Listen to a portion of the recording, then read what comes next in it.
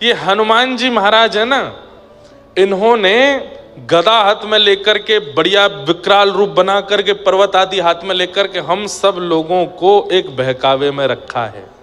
किस बहकावे में? कि मैं ऐसा ही हूं, मुझे ऐसे ही मान के भजो। हम सबको वह रूप दिखा करके चुपचाप भीतर बैठ करके अत्यंत वाष्पवारी परिपूर्ण लोचनम श्री राम कहते हुए निरंतर उसी भाव में निमग्न होकर के बस, अरे सहचरी हैं। आपको पता है श्री चारुशिला जी, श्री हनुमान जी का सखी स्वरूप है चारुशिला जी का। कथा आती है कि सूर्य उदय से सूर्य अस्त तक श्री हनुमान जी महाराज राम जी के पास ही रहते हैं, एक मिनट के लिए नहीं छोड़ते, बल्कि चरणों को गोद में लेके बैठते हैं। सभा, राम जी की सभा में भी जो कुछ भी होता है हनुमान जी महाराज ऐसे ही बैठे रहते हैं, चरण नहीं छोड़ते राम जी के, किसी को छूने भी नहीं देते। मेरा ये अधिकार है बस। और बोले इसमें आप भले स्वार्थी मानो मुझे, पर ये चरण मैं नहीं छोड़ूंगा। लेकिन जैसे ही सूर्य अस्ताचल को जाते हैं हनुमान जी महाराज की घबराहट शुरू हो जाती है। अब सूर्य अस्त हो जाएगा, राम जी कनक भवन में चले जाएंगे, अंतःपुर में चले जाएंगे, वहां सखियां मुझको जाने नहीं देती। अंतःपुर में निज निवास में तो केवल सीता जी और सब सखियों का प्रवेश है, वहां हनुमान जी नहीं जाते। तो हनुमान जी कनक भवन के द्वार तक जाते हैं तो बाहर ही चंपक लता आदि सखियां रोक देती हैं। हनुमान जी बस बस बस, अब यहाँ से राघव जी का हाथ हमें दे दो। तो फिर अंतःपुर कनक भवन की अंदर की लीला में चंपक लता जी लेकर के श्री राम जी को भीतर जाती हैं। और श्री हनुमान जी द्वार पर खड़े खड़े इतना रोते हैं, इतना रोते हैं। क्यों? अब मैं रात भर कैसे रहूं, बिना राघव जी को देखे मैं कैसे समय निकालूं। रात भर द्वार पे बैठे बैठे रोते हैं और दिन भर तो राम राम भजते हैं और पूरी रात सूर्य नारायण का भजन करते हैं। हे गुरुदेव भगवान, इतना समय क्यों लगा रहे हो? आप जल्दी प्रकट हो जाइए ना, जल्दी उदित हो जाइए। आप उदित होंगे तभी मेरे रघुवर बाहर आएंगे। सुबह सुबह जैसे ही सूर्योदय हुआ राघव जी बाहर आए, देखा आंखें लाल हैं हनुमान जी की, इतना रोए हैं पूरी रात। राघव जी ने तुरंत हृदय से लगा, क्या हुआ, आप इतना रोए क्यों रात को? बोले प्रभु इसका कोई उपाय बताइए, मैं नहीं रह पाता हूं आपके बिना। मुझे रात भर इतनी बेचैनी होती है कि मुझे रात्रि की निशा, ये चंद्रमा प्रिय नहीं लगते, मैं नहीं रह पाऊंगा। मेरे लिए सोना उचित, मैं सोने के लिए नहीं आया हूं, मैं खाने पीने उठने बैठने के लिए नहीं आया, मैं केवल आपको निहारने के लिए आया हूं, आपको सुनने के लिए आया हूं। ये रात्रि का काल मुझसे सहा नहीं जाता, कृपा करके मुझे कुछ अनुभव कराइए, मैं रात में कैसे आपके साथ रहूं। तब राघव जी बोले, देखो हम गृहस्थाश्रम में हैं और गृहस्थाश्रम में कुछ अधिकार गृहिणी के होते हैं, उसमें सारे अधिकार मेरे नहीं हैं। राम जी बोले कुछ अधिकार गृहिणी के होते हैं, तुम सीता जी से कहना, मैं उसमें कुछ नहीं कह पाऊंगा। हनुमान जी द्वार पर ही बैठे रहे, चंपक लता आदि सखियां आई, बोले क्या बात है? बोले मुझे मैया से मिलना है, मैया को बोलो मैं बैठा हूं बाहर। सीता जी से कहा, बोले लेके आओ भीतर। तुरंत हनुमान जी गए, इतना रोए चरणों में, बोले मुझ पर कृपा करो, अनुग्रह करो, मैं कैसे रहूं अपने राघव जी के साथ। सीता जी बोली, देखो पूरा दिन तो हमने तुमको दे रखा है, राम जी पूरे दिन दिखते भी नहीं हमको, पर कम से कम रात में तो इतना ध्यान रखो, हम गृहिणी हैं और ये अंतःपुर है, यहां पर सबका प्रवेश नहीं। हनुमान जी बोले मैं तप करने चला जाऊं। बोले क्या करोगे तप में? बोले तप में वरदान मांगूंगा कि मैं भी सखी बन जाऊं, ताकि मुझे भी अंतःपुर मिले। बोले ये सब करने की आवश्यकता नहीं, तुम बढ़िया रहो प्रेम से। तब जैसे हनुमान जी बाहर आने लगे, सीता जी ने तो मना कर दिया, तो चंपक लता सखी ने हनुमान जी से कहा, सुनो आप सरजू जी के पास जाओ, इस अयोध्या नगरी की प्रथम सहचरी सरजू जी हैं, यदि वो अनुग्रह कर देंगी तो कृपा हो जाएगी। और श्री हनुमान जी महाराज इतनी विरह वेदना में सरजू जी के तट पर बैठे हैं कि जैसे ही हनुमान जी का अश्रुबिंद प्रकट होकर के ठोड़ी पर एक बिंदु बना और जैसे ही टपक करके श्री सरजू जी में गिरा, सरजू जी का जल उष्ण हो गया, गर्म हो गया, भाप उठने लगा। तुरंत सरजू जी प्रकट हो गई और प्रकट होकर के कहा, हे यमलोक के राजा यमराज, इतनी वेदना, इतनी पीड़ा क्या कभी किसी को यमलोक में होती है? जितनी वेदना, जितनी पीड़ा में ये एक अश्रुबिंद है। यमराज कहते हैं इतनी वेदना तो यमलोक में भी किसी को नहीं होती है। कौन है इतनी वेदना में? तब देखा तो तट पर श्री हनुमान जी बैठे हैं। कितनी वेदना है उनको राघव जी के दर्शन की। सरजू जी गई और जाकर क्या बात है हनुमान? बोले मुझे सखी बनाओ, मुझे सहचरी बनाओ, मुझे अब ये पुरुष वेश में नहीं रहना, मुझे ये बानर वेश में नहीं रहना, मुझे सखी बनाओ, मुझे अंतःपुर में रहना है, राघव जी के संग रहना है। और ऐसी कृपा कर दो दिन में मैं हनुमान बन के रहूं, रात्रि में मैं सखी हो जाऊं। और श्री सरजू जी ने कृपा करके वीणा प्रदान की श्री हनुमान जी को, और संध्या होते ही आशीर्वाद दिया कि संध्या होते ही आप चारुशिला सखी के रूप में प्रकट हो जाओगे और अंतःपुर में श्री राघव जी की सेवा करोगे।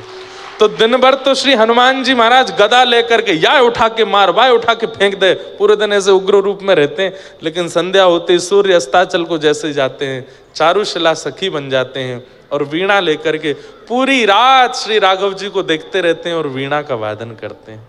पूरी रात श्री राघव जी को वीणा सिखाते, सुनाते हैं।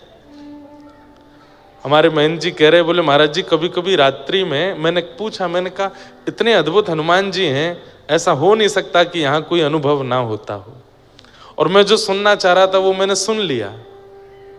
कई बार मैंने कई हनुमान जी के स्थानों पर कथा की, कईयों ने कहा हमें हनुमान जी के हुंकार की आवाज आती है, कभी राम की आवाज आती है, कभी चलते हैं तो उनके धम धम धमक की आवाज आती है, कभी खड़ाओं की। तो ये सब महाराज जी ने भी बताए। तो मैं लेकिन कुछ सुनना चाह रहा था और वो यही था कि महाराज जी रात्रि में घुंघरू की आवाज आती है। मैंने कहा हाँ, अब लगा कि राम हनुमान जी यहीं बैठे हैं, क्योंकि वो रात्रि में चारुशिला रूप में होते हैं और उस समय श्री राघव जी को प्रसन्न करने के लिए, श्री राघव जी के मन को आनंदित करने के लिए वो सखी रूप धारण करके नृत्य करते हैं, गायन करते हैं।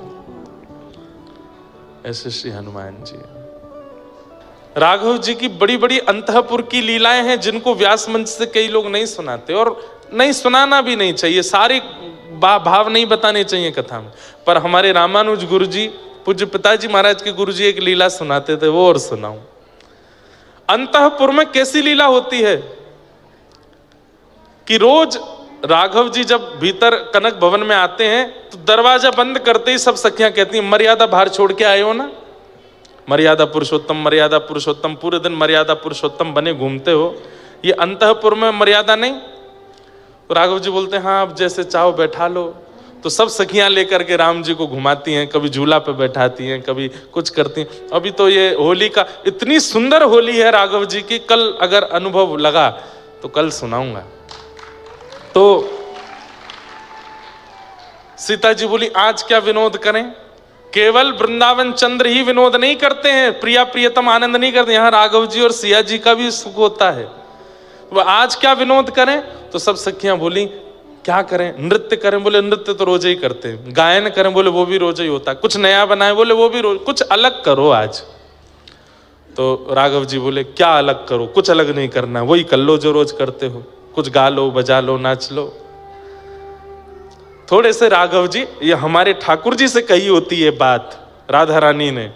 ठाकुर जी तो 50 प्रकार के नियम बताए, ये कर लो, ये कर लो, ऐसे कर लो।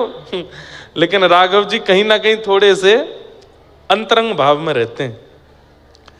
इतने में ही सिया जी के मन में आई, बोले हाँ एक युक्ति है। बोले क्या? आज आप लहंगा पहनो, चुनरी पहनो, आंखन में काजल लगाओ, होठन पे लालिमा लगाओ, गले में गहने पहनो, सारे केस खोल करके यहाँ सिंदूर डालो और हमारा रूप बना के हमारा अभिनय आप करो और हमें लाओ धनुष बाण दो, अपनी पीतांबरी दो, सिर पर मुकुट धारण कराओ, हम केस खोल करके आज हम राघव जी का अभिनय करेंगे और आप सीता जी का। राम जी बोले ये सब नहीं करना, कुछ नहीं करना, हम ही रहने दो, तुम ही रहो। सीता जी बोली करना पड़ेगा, ये अंतःपुर है, ये आपकी सभा नहीं है कि वहां सभा में जाकर के आपकी बात मानी जाएगी, ये कनक भवन है, यहाँ हमारी बात मानी जाएगी। राघव जी बोले तो ये क्या तरीका है कि हम कुंडल उंडल पहन करके, आंखन में काजल लगा के, लहंगा बढ़िया पहन के घूमे? बोले कोई बात नहीं, एक विनोद होगा, सखियों को सुख मिलेगा। दूर खड़े चारुशिला जी के रूप में हनुमान जी बड़े प्रसन्न, बोले आज आनंद आएगा, करवा। राम जी अंत में बेचारे हार गए, बोले कि ठीक है, कहाँ हैं, दीजिए अपने वस्त्र। सीता जी ने अपने संपूर्ण वस्त्र श्रृंगार सब दिया। बोले मैं करूं श्रृंगार? बोले नहीं नहीं, आप भीतर नहीं आओगी, मैं खुद कर लूंगा। चारुशिला जी बोली मुझे दे दीजिए अधिकार। हनुमान जी वो राघव जी को लेकर के भीतर गए, लहंगा पहनाया, ऊपर चुनरी ओढ़ाई, आंखन में काजल लगायो। बार बार हनुमान जी के नेत्र सजल हो जाते हैं कि ये सुख तो है जो मुझे बाहर नहीं मिल रहा था, वो अब अंतःपुर में मिल रहा है। और वहां चंपक लता सखी लेकर के गई हैं श्री सिया जी को, और वहां राघव जी का रूप, आहा, नव कंज लोचन कंज मुख कर कंज पद कंजारुण, अद्भुत रूप धारण किया। अब आज कैसा दर्शन हो रहा है? बोले राम जी हो गए गोरे गोरे और सीता जी हो गई हैं सांवली सी। क्यों? श्री राघव जी सीता जी के रूप में और सीता जी श्री राम जी के रूप में। जैसे ही राम जी के रूप में सीता जी निकल करके आई, सब सखियां देख करके आहा बलैया लेने लगी, कितने सुंदर लग रहे हैं, कितने सुंदर लग रहे हैं, तरण तोड़ने लगी, राई नौन करने लगी, इतने सुंदर लग रहे हैं, आज गोरे राम हुए हैं। अब सब प्रतीक्षा कर रहे हैं सिया जी कब आवेंगी। आहा, तभी नूपुरों की छम छम छम आवाज आने लगी। आहा, जैसे ही सिया जी के रूप में श्री राघव जी आए, सखीन की तो दूर की बात, राम रूप में श्री सीता जी ही मूर्छित हो गई देख करके। इतने सुंदर लग रहे हैं, इतने मनमोहक लग रहे हैं। जैसे तैसे होश में आई, होश में आकर के बोली सुनिए एक काम। बोले क्या? आज से जब तक पृथ्वी पर हम हैं कनक भवन के अंदर आप ऐसे ही रहोगे, अब हमें ऐसे ही देखना है। राम जी बोले ये सब नहीं चलेगा, हमें आज बना लिया है फिर कल से। वो कितने सुंदर लग रहे हैं। सखियों से कहा तुम सब जाओ, ये रूप देखूंगी तो केवल अकेली मैं। इतने सुंदर राम जी लग रहे हैं। सीता जी कभी बलैया लेती हैं, कभी आंखों का काजल लगाती हैं राम जी को, कभी राई नौन करती हैं, आरती उतारती हैं। इतने सुंदर लग रहे हैं श्री राघव जी। लेकिन एक विडंबना, क्या? वशिष्ठ मुनि जो यदुकुल के रघुकुल के आचार्य हैं, वो पूरे दिन तो गुरु रूप में रहते हैं, लेकिन वो जानते हैं कि राघव जी साक्षात भगवान हैं, सीता जी साक्षात लक्ष्मी हैं। तो पूरे दिन तो वो गुरु रूप में रहते हैं, आशीर्वाद देते रहते हैं राम जी को। लेकिन संध्या होते ही वो सरजू जी के तट पर अपनी कुटिया में जाते हैं और तुरंत गुरु रूप त्याग करके एक साधक बन जाते हैं और श्री राघव जी के चरणों में बारंबार प्रणाम कर मानसी सेवा करते हैं। राघव जी को चित्त में बुला के उनको प्रणाम करते हैं। लेकिन हैं भी तो वशिष्ठ मुनि। अब वशिष्ठ मुनि जैसे ही सरजू जी के तट पर बैठे, नेत्र बंद करके हृदय में राघव जी को प्रणाम करने के लिए जैसे ही उनका आवाहन किया, तो क्या देखते हैं? राम जी तो गोरे गोरे दिख रहे हैं और सीता जी सांवली सी दिख रही हैं। वशिष्ठ मुनि बोले ये क्या हो रहा है चित्त में? ये राम जी गोरे कैसे हो गए? ये श्याम वर्ण के ठाकुर जी गोरे क्यों दिख रहे हैं? तुरंत सरजू जी में स्नान किया, स्नान करके फिर से माला आदि करके फिर से नेत्र बंद करके जैसे ही मानसी में बैठे, सिंहासन पर गोरे राम जी बैठे हैं, बगल में चुनरी ओढ़ के घूंघट करके सांवली सीता जी बैठी हैं। बोले ये क्या हो रहा है? कहीं ऐसा तो नहीं है कोई संकेत है? कहीं मेरे शिष्य राम कहीं संकट में तो नहीं है? तुरंत कमंडल उठाया, पहुंच गए कनक भवन। अच्छा, गुरु जी को कोई रोक टोक नहीं है, कनक भवन में जाने से इनको कोई नहीं रोक सकता। रात्रि अर्धरात्रि का समय, तुरंत द्वार पर जाकर के सहचरियों को तुरंत दरवाजा खोलो, गुरु वशिष्ठ खड़े हैं द्वार पे। अब सखी बोली भीतर तो सब डामाडोल चल रहा है माहौल, ये गुरु जी रात में क्यों आ गए? एक सखी ने दूसरी को, दूसरी ने तीसरी को, ऐसे करके अंतःपुर खबर पहुंचवाई, राघव जी सावधान हो जाइए, गुरु वशिष्ठ आ रहे हैं। अब ये सुनकर के सीता जी राम जी के रूप में वो तो तुरंत उठ करके गई और तुरंत लहंगा आदि सब पहन करके आ गई। और राम जी के कभी केश में कुछ फंस गया, कभी कानन में कुछ फंस गया, कभी ये बोली ये क्या हो गया? गुरु जी आ गए द्वार पे, अब मैं जल्दी जल्दी वस्त्र कैसे उतारूं? सीता जी बोली जल्दी करो, गुरु जी आवे वाले हैं। अच्छा, गुरु जी प्रतीक्षा नहीं करते, उनके लिए तो द्वार खुलता है सीधे। राम जी जल्दी जल्दी दौड़ करके गए, जल्दी वस्त्र आदि अपने बदल करके, केश आदि सब बांध करके, आंखन को काजल वाजल सब बिल्कुल व्यवस्थित करके, जो भी मुख पर श्रृंगार था सब बिल्कुल हटा करके, मुंह धो धा करके आए करके तुरंत बैठे। इतने में द्वार खुला, गुरु वशिष्ठ आए। दोनों युगल ने प्रणाम किया। गुरुदेव प्रणाम। गुरु वशिष्ठ ने देखा सीता जी गोरी हैं, राम जी सांवले हैं, तो बोले फिर मेरे मन में इतना वो क्यों हो रहा था। राम जी बोले गुरुदेव बड़े संकोच में रहते हैं। राम जी बोले गुरुदेव कोई कार्य था? नहीं नहीं कार्य तो कुछ नहीं था, बस कुछ था। आप दोनों ठीक हैं? बोले हाँ बिल्कुल ठीक है। कोई कष्ट तो नहीं है ना? मैं गुरु हूं, मुझे बता दीजिए। बोले नहीं गुरुदेव कोई कष्ट नहीं। अच्छा ठीक है तो मैं चलूं फिर, प्रणाम, कल मिलते हैं सुबह। बोले हाँ गुरुदेव ठीक है। जैसे ही घूम करके जाने लगे वशिष्ठ जी फिर रुके, फिर दोबारा मुड़े, राम जी के थोड़े पास गए, यहां से केश हटा करके देखे तो बीच में मांग भरी पड़ी है। राघव ये क्या? अब तो राम जी पूरे ठंडे पड़ गए ऊपर से नीचे। नहीं नहीं गुरुदेव कुछ नहीं कुछ नहीं कुछ ऐसे। गुरुदेव वो आज वो हनुमान जी ने कुछ डाल दिया था, तो चारुशिला जी के रूप में हनुमान जी खड़े बोले मैंने कब डाला? वशिष्ठ जी जैसे ही सिया जी की ओर, सीता जी कभी देखती नहीं है, नीची नजर रखती हैं, लेकिन आज नजर उठा के वशिष्ठ जी को देखा है और नेत्रों में ही समझा दिया। बोले अंतःपुर की लीला है, आप क्यों आ गए बीच में? तुरंत वशिष्ठ जी समझ गए। अच्छा अच्छा अच्छा राघव सुनो। बोले हाँ अब तुम विश्राम करो, सुबह मिलते हैं। वशिष्ठ जी तो गए, राम जी इतने संकोच में चद्दर लई और श्रृंगार घर में जाके ओढ़ करके बैठ गए। 3 दिन तक ऐसे ही बैठे रहे, ना किसी से मिले ना किसी से, इतने संकोच में आ गए। बोले गुरु जी ने मुझे इस रूप में देख लिया। यहाँ पे दशरथ जी मनाने आए, कौशल्या मैया मनाने आई, केकई मनाने आई, सब मनाने के लिए आ गए, लेकिन राम जी माने नहीं। तब पूछा बोले क्या हुआ था? बोले गुरु जी जब से आके गए तब से ऐसे ही हैं। तो फिर गुरु वशिष्ठ जी से कहा कि आप जाके राम जी से, तो फिर पुनः गुरु वशिष्ठ जब आए, हल्ला हुआ, गुरु वशिष्ठ आ रहे हैं। राम जी ने फिर चद्दर हटाई, फिर बाहर आ गए। गुरु वशिष्ठ आके बोले क्या बात है, आप 2 दिन से चद्दर में रजाई में घुसे क्यों बैठे हो? इतना संकोच क्यों? नहीं गुरुदेव कुछ नहीं। कान के पास जाके वशिष्ठ ऋषि बोले हम सब जानते हैं ये अंतःपुर की लीला, हम किसी से नहीं कहेंगे, आप बिल्कुल निश्चिंत रहो, किसी को नहीं बताएंगे। अब गुरु वशिष्ठ ने कितनी छुपाई बात कि आज हम मंच से आपको सुना रहे हैं। आज पूरी दुनिया सुन रही है, तो सोच लो गुरु वशिष्ठ ने कितनी छुपाई होगी।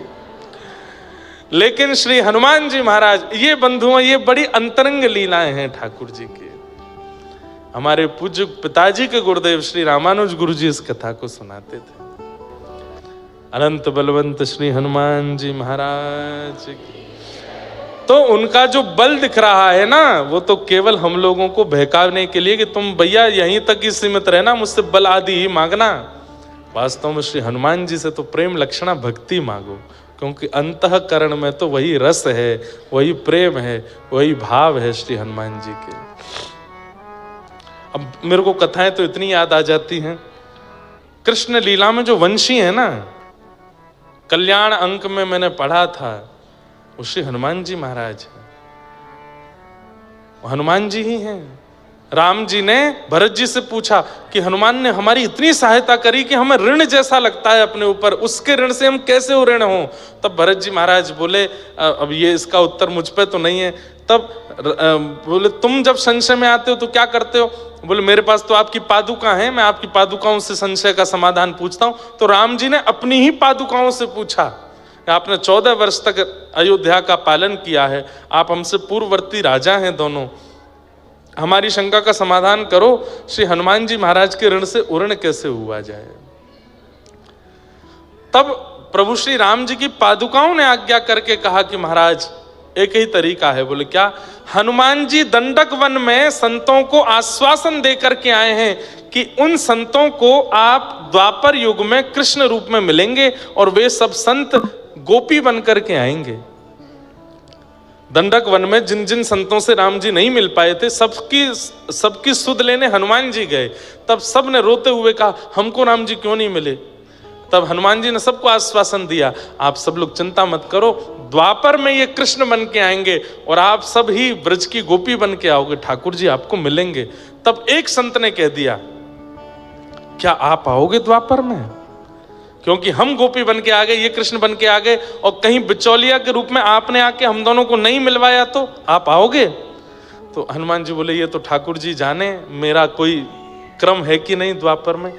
तो पादुकाओं ने आज राम जी को बताया, बोले कि हनुमान जी चिंता में हैं कि द्वापर में मुझे आना है कि नहीं, और वहां संतों को वो वचन दे करके आए कि वो उनको गोपी रूप में कृष्ण से मिलवाएंगे। तो इसलिए द्वापर में आप जब कृष्ण बनेंगे, आपके अधर पर विराजने वाली जो वंशी है वो महादेव का अवतार, और महादेव के रुद्रों में ही श्री हनुमान जी हैं। तो हनुमान जी ही वंशी के रूप में आपके अधर पर बैठेंगे, और जब आप प्राण पिरोएंगे तब उन सब गोपियों को खींच करके आपके समीप लाने का कार्य इन्हीं का होगा। आहा, अद्भुत अद्भुत भाव है। सबको प्रणाम करते हैं।